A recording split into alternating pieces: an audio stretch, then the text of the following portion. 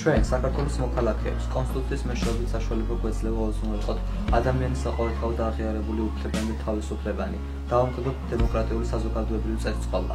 ამ ყოველივეში განსაკუთრებულ როლს კონსტიტუციის მეორე თავი ასრულებს, რომელიც ადამიანის ფუნდამენტურ უფლებებს ეხება.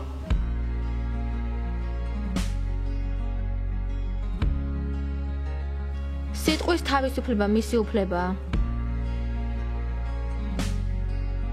დედათა და ბავშვთა უფლებები დაცულია. ცენზურა დაუშვებელია.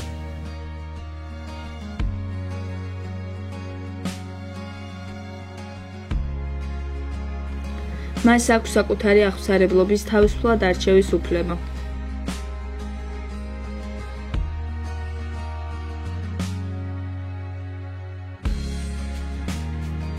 მისი პირადი ჩანაწერები და სატელეფონო საუბრები ხელშეუხებელია.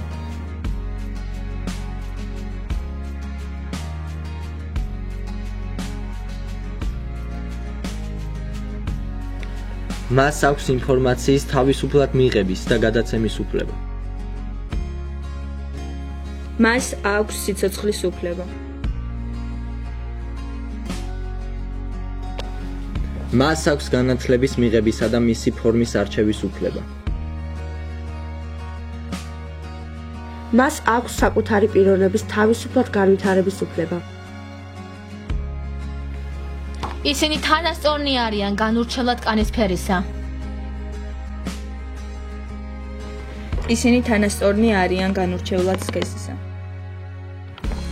მე მიცავს კონსტიტუცია. ჩვენ გვიცავს კონსტიტუცია.